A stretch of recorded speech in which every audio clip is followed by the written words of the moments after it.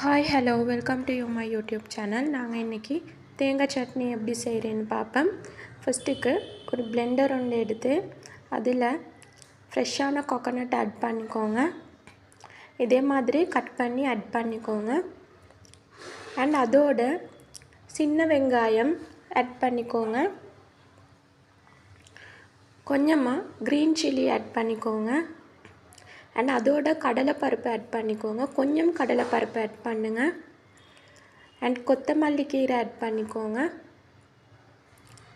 கொஞ்சமாக பூண்டு ஒரு துண்டு ஆட் பண்ணிக்கோங்க.